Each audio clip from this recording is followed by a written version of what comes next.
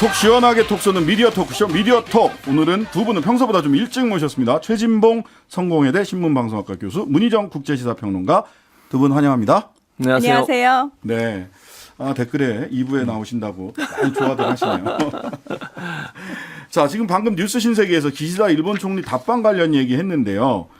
일본 언론들 기시다 이번 방안 어떻게 지금 보고 있습니까? 네, 항상 한일 관계와 관련된 언론 보도는 일본 언론이 항상 먼저 터뜨립니다. 그리고 그랬어요. 우리 정부 측에서 부인하죠. 네. 그리고 떨떠름하게 반응하다가 일본 정부는 계속 관련 보도가 나오죠. 그 다음에서야 우리 정부가 인정하고 그제서야 이제 우리 언론들도 관련 보도를 내놓는 항상 이 패턴이 반복이 되는데요.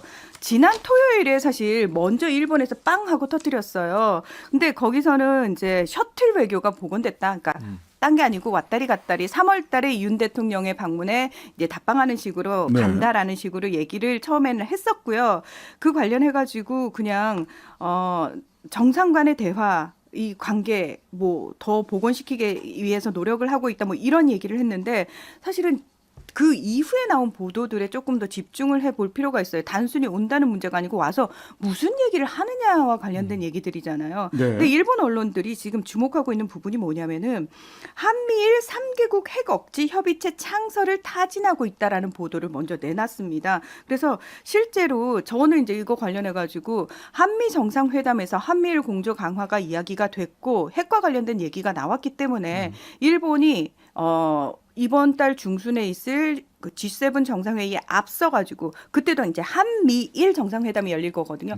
그거에 앞서가지고 한국하고 일본 간에 미리 다 의제를 조율하기 위해서 날아오는 거다라고 제가 얘기를 했는데 아니나 다를까 지금 일본 정부 측에서도 그 관련 내용들을 계속해서 내놓고 있습니다. 그리고 우리 정부가 가지고 갔었던 이제 수많은 역사적 문제, 현안들에 대한 어떤 해결책에 대해서 일본이 어느 정도 성의 있는 호응을 내놓을 것이냐 뭐 이런 얘기들 일본 언론 측에서 하고 있죠. 네.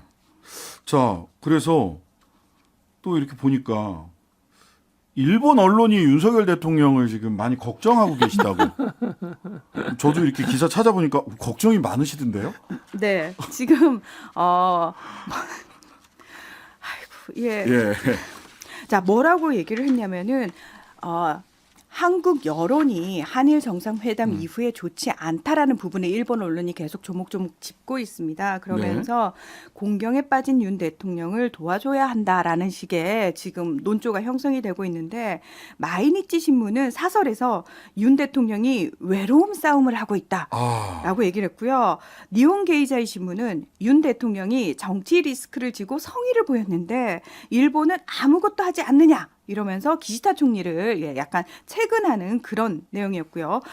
극우 언론이죠. 상케이 신문도 기시다 정권 지지율은 상승세지만 윤 정권 지지율은 10%포인트 하락했다. 이러면서 기시다 총리의 명확한 사과가 필요하다는 우리 그 보수 언론들의 기사를 상세히 소개를 했습니다. 그런데 자, 이 내용들만 보면은 어머, 일본 언론이 웬일이지 싶으시잖아요. 제가 봤을 때는 이보 전진을 위한 일보 후퇴의 느낌이에요. 다시 말해서 역대 어느 정부보다 이렇게 일본 친화적인 정부가 없지 않았습니까? 그렇다면 어떻게든 이 정부와 더 많은 것들을 논의하기 위해서라도 이 정부의 기본 지지율은 유지를 해줄 필요가 있다. 그러니까 너무 급하게 가다가 지금까지 일본이 얻은 것마저도 빼앗길 수 있는 상황을 만들면 안 된다. 그래서 속도 조절이 필요하다. 힘을 실어줘야 된다. 이런 속내가 있는 거죠. 뭐 윤석열 대통령이 일본 방문의 성과일까요? 일본 언론이 지지하는.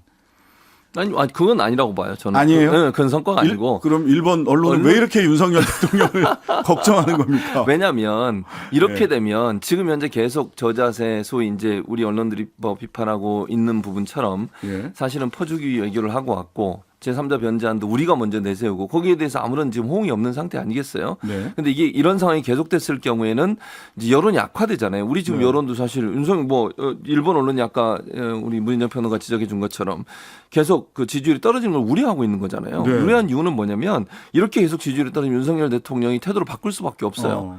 그렇게 될 경우에 일본은 어떻게 되겠어요? 그럼 예전처럼 돌아갈 수 있는 거거든요. 특히 총선을 앞두고서 어느 정도 적절한 선에서 윤석열 대통령이 움직일 수 있는 공간을 만들어주기 위해서 기시다 총리가 뭔가 주는 듯한 태도를 보여야 된다는 거죠. 그게 일본 언론의 태도예요. 물론 일본 언론 중에 구적인 성향의 언론들은 그런 얘기를 하지 않지만 일반적인 언론들은 그런 얘기를 쭉 하는 이유가 만약에 이 문제 때문에 윤석열 대통령의 지지율이 더 떨어졌을 경우에는 예. 사실은 일본이 지금까지 누려왔던, 그러니까 누려왔다고 제가 표현하는 것은 예. 양보를 받아왔잖아요. 네네. 그 부분이 계속되기 어려운 부분이 있다라는 거죠. 음. 근데 그거에 대한 우려라고 생각해요. 그러니까 우리나라를 걱정하거나 윤석열 대통령을 걱정해서가 아니라 한일 관계 복원이라고 하는 부분을 통해서 일본이 얻는 이점이 있는데 특히 제3자 변제하는 과거사 문제가 완전히 해결된 것처럼 마치 그렇게 행동하고 있는 이 모습에 타격이 올 것에 대한 우려가 결국은 뭐 아주 역설적이게도 윤석열 네네. 대통령을 옹호하는 쪽의 기사를 쓰는 그런 내용이 되지 않을까 하는 생각이 듭니다.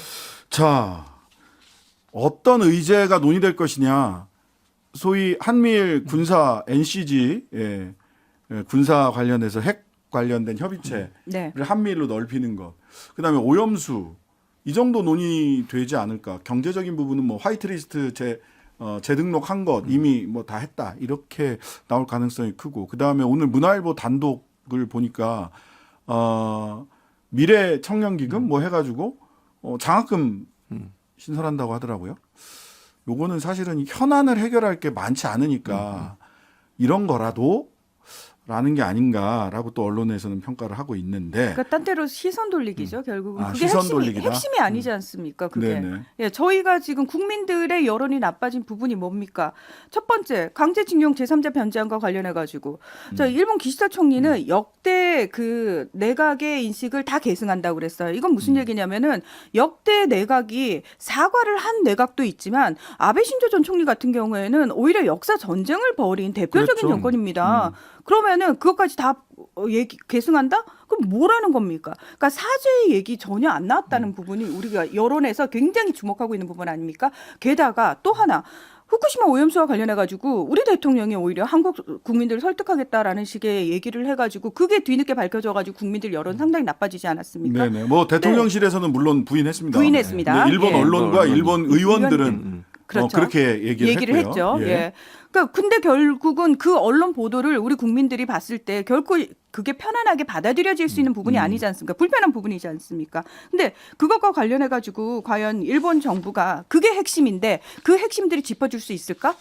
저는 아니라고 봅니다. 우리 국민들의 여론이 반등할 정도로 확 바뀔 정도의 어떤 우리가 원하는 수준 그마저도 저는 해주지 않을 거라고 생각하고요. 지금 말씀하신 말도 안 되는 시선 돌리기 쪽에 다른 이야기들. 그러나 그건 절대 핵심이 아니라는 거죠. 숯불갈비. 좀 걱정되는 건 저는 네. 이 이제 오염수 문제라든지 이런 문제를 도리어 일본 측이 우리를 압박할 수 있다는 거예요. 저는 일본 측이 그렇게 네, 할 충분히 그럴 것 같아요. 그래 보여서 걱정입니다. 네, 그러니까요. 그러니까 제가 볼 때는 기시다 총리가 와서 아니 NPT나 이런데 뭐 그런 데서 다 문제 없다고 하면 IAEA 참 죄송합니다. IAEA나 이런 데서 문제 없다고 하면 그거 받아줘야 되는 거 아니냐. 그렇죠. 그 정도 약속을 해달라 이렇게 압박할 수 있다니까요. 네. 그러니까 그랬을 경우에 우리 정부가 어떤 태도를 취하냐가 대단히 중요할 것 같고 또 하나는 지금 뭐 청년 미래 뭐 기금 이런 얘기 하는데 이거는요 그야말로 이 위안부 할머니 문제라든지 아니면 강제징용 문제를 덮기 위한 하나의 수단이에요. 이건 전혀 다른 성격의 돈이거든요. 만약에 지원을 한다 하더라도 이걸 받는 것을 마치 제3자 변제안의 일부를 채워주는 것처럼 오도하지 않을까. 그게 저는 또 우려돼요. 그러니까 우리 정부가 그걸 그렇게 포장해 줄 수 있는 거잖아요. 예컨대 일본이 우리가 실제적으로 제3자 변제안에 돈 낼 수 없다. 그건 뭐 인정하는 꼴이 되는 거니까 강제징용을. 본인들이 인정하기 싫잖아요. 그 대신 우리가 미래 청년을 위해서 돈을 기금을 낼 테니까 그걸로 퉁치자. 이런 식의 압박을 하지 않을까 이런 우려가 되는 상황이에요. 그 한일 협정으로 64년 한일 협정으로 이미 다 끝났다라고 주장하시는 분들이 구분해야 될 게 있어요. 법적으로는. 하나는 보세요. 이혼을 한다고 하면 재산분할 위자료 뭐 이런 거 다 해가지고 할 수 있어요. 네. 국가 간에 그래요. 64년에 그거 끝났다. 인정합시다. 100번 양보해서 정말. 근데 지나고 보니까 이야 결혼 혼인 생활 중에 막 사람을 때려갖고 폭행을 했네. 폭행에 대한 죄를 대한민국 법원이 인정을 한 거예요. 그럼 폭행을 했으면 거기에 대해서 손해배상을 해야죠. 그렇죠. 예, 그 문제와 그러니까 이혼을 할 때 재산분할 문제와 폭행을 해가지고 또 다른 형사 범죄를 저질러서 손해배상을 하는 문제는 완전히 다른 문제입니다. 이걸 헷갈리시면 안 되는데 그거를 섞어서 자꾸만 말씀을 하신다. 법적으로 보자면. 자, 하여튼간에 이번 주 일요일하고 월요일 그 한일 정상회담 좀 지켜보도록 하고요. 이번 주 미디어 업계에서는 라디오가 논란의 중심에 섰습니다. 저희들도 그 중심에서 아주 핫하게 공영방송 라디오를 좌편향 패널들이 점령했다. 국민의힘 의원들이 이렇게 얘기를 했어요.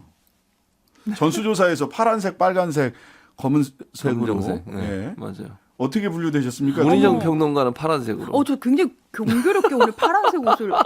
검은색 입고 나오셨잖아요. 근데 최진봉 저는 교수님. 명단이 없어요. 아 그래요? 왜냐면 예. 최근에 얼마 전에 다 잘렸거든요. 이미 잘렸어요. 이미 잘렸어요. 그러니까 저는 아예 명단이 없고 더 황당한 건 뭐냐면 제가 KBS에 출연하고 있었는데 네네. 주진우 라이브에 출연하고 있었는데 제가 이제 잘렸거든요. 잘린 근데 이유가? 모르겠어요. 근데 저랑 같이 패널을 한 분이 누구냐면 김병민 최고위원이에요. 네네. 김병민 최고위원은 놔두고 저만 잘랐어요.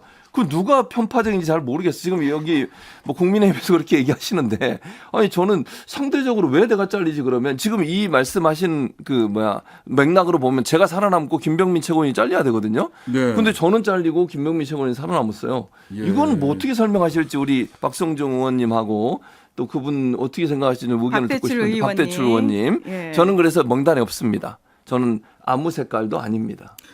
아니 명단. 있습니다. 아 있어요? 어디에? 신장식의 뉴스아이키 여기에 걸렸군요. 예. KBS는 피했는데. 공정언론 국민연대 자료를 참조해서 낸 거에 보면 예.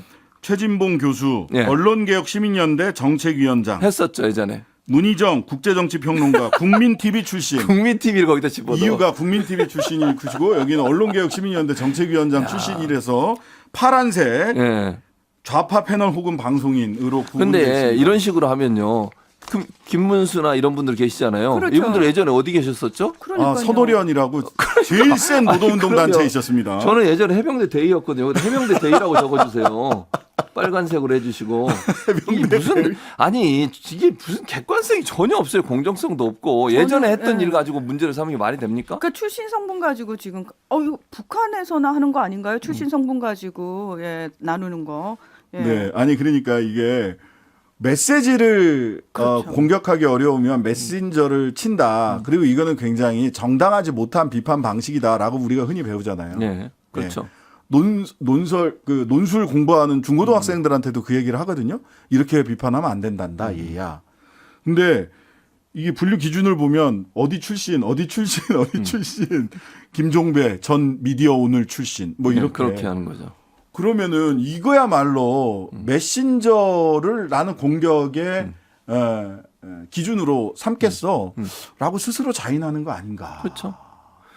그래서 저는 이제 이게 질문이 아마 독자분이 시청자분이 보내신 것 같은데 기계적 균형을 지켜야 되는 거 아닙니까?라고 이제 여쭤보신 것 같아요. 제가 네. 설명해 드릴게요. 기계적 균형이라고 하는 것은 예를 들면 논란이 되는 이슈에 대해서 어떤 토론을 할 때 양측 예컨대 진보와 보수 양측이 나와서 얘기하게 하는 거 이게 기계적 균형이고요. 균형. 예. 또 하나는 인터뷰를 더불어민주당 의원을 했으면 그다음에 국민의힘 의원을 하는 거 이게 네. 기계적 균형이에요. 네. 그러니까 예를 들면 기계적 균형이라고 하는 그 사람이 하는 말의 메시지와 소속된 정당이 명확할 때는 그렇게 할 수 있어요. 네. 근데 이 사람이 예전에 전직에 무슨 일을 했는데 그 사람이 하는 메시지가 전혀 편파적이지 않거나 또는 어떤 정당의 이데올로기적 성향에 어떤 어떤 기울어져 있는 그런 메시지가 아닐 때는 그거는 기계적 균형을 맞출 이유가 없는 거예요. 예를 들면 가장 비근한 예가 뉴스 브리핑 같은 거예요. 네네. 뉴스 브리핑은 의견이 들어가는 게 아니잖아요. 그렇죠. 예를 들면 이런 프로에 나와서 어떤 분들이 뉴스 브리핑을 하는데 그분들이 개인 의견을 얘기하면 문제가 될 수 있겠죠. 네. 그러니까 뉴스 있는 걸 그대로 다 전했는데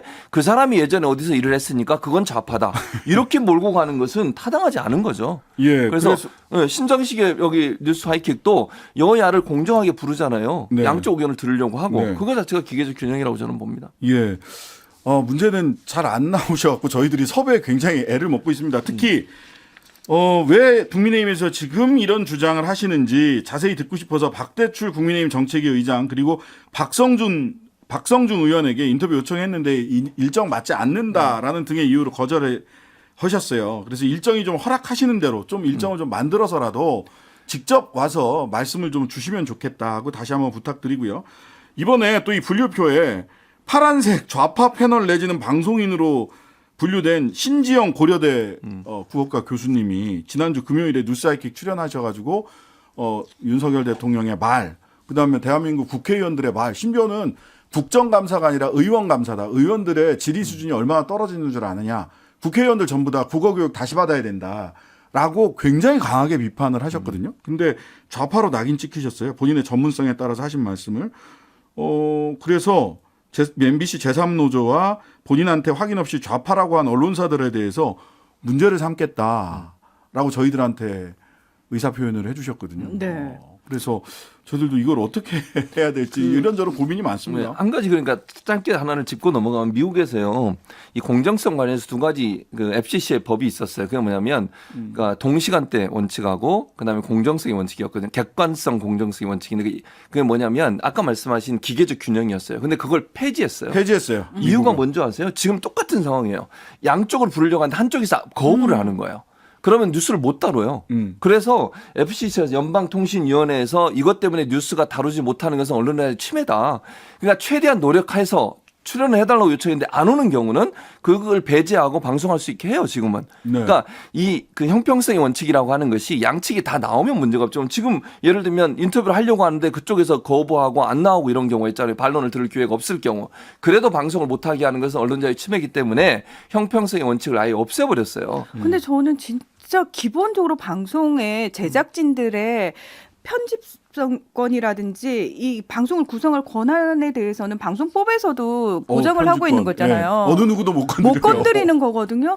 그런데 왜 자꾸 국민의힘 의원들은 지속적으로 이 부분과 관련해서 사실 왜 스스로 법을 자꾸 위반하시는 건지 저는 조금 이해가 안 됩니다. 예. 근데 뭐 하여튼간에 윤 대통령 같은 경우는 근데 이제 갑자기 이게 그 강조하시더라고요.